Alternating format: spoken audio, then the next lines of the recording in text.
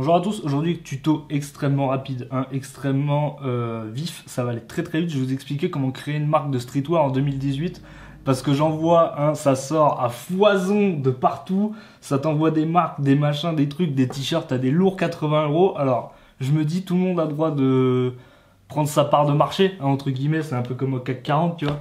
Et ben je vais vous expliquer ça tout de suite. Alors déjà première étape, je vais vous montrer, hein, le t-shirt en avant-première exclusivité mondiale.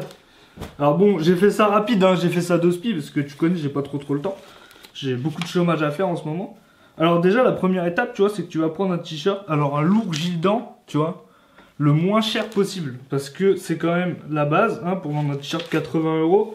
Après, il y aura une autre étape, c'est se plaindre des coûts de fabrication. Voilà, alors que tu achètes le t-shirt le moins cher du net.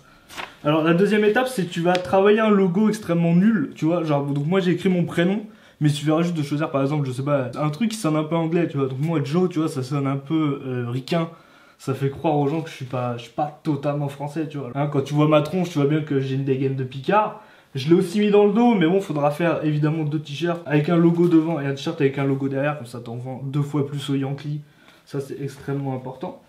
Voilà, donc la deuxième étape, c'est évidemment de vendre le t-shirt extrêmement cher. Comme ça, vous faites croire aux gens que vous travaillez dur dessus, alors que c'est juste un logo tout flingué que vous avez fait sur Photoshop. Enfin, moi, ça, j'en sais rien, j'y connais rien. T'as vu, c'est écrit au stylo, hein, gros. La troisième étape, c'est qu'il faudra faire croire sur les réseaux sociaux, pardon, que vous y passez des nuits entières, des heures et des heures de travail, etc. Vous êtes là, genre, vous tweetez hashtag never not working, tu vois, par exemple.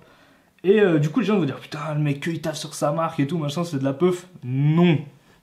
C'est de la tartinade de merde, vous arrivez à baiser tout le monde. Aussi, de temps en temps, faire croire que les stocks sont extrêmement limités, qui est faux, donc vous créez des faux sold out, etc. Voilà, et donc là, vous avez la parfaite recette pour vous créer votre marque de streetwear en 2018. Non, c'est tout, hein, c'est aussi simple que ça, je crois. Ouais, c'est tout. Allez, à plus. La détention, je la fais sur un pied. Je ressors, je vends de la pure à Julien des Marseillais.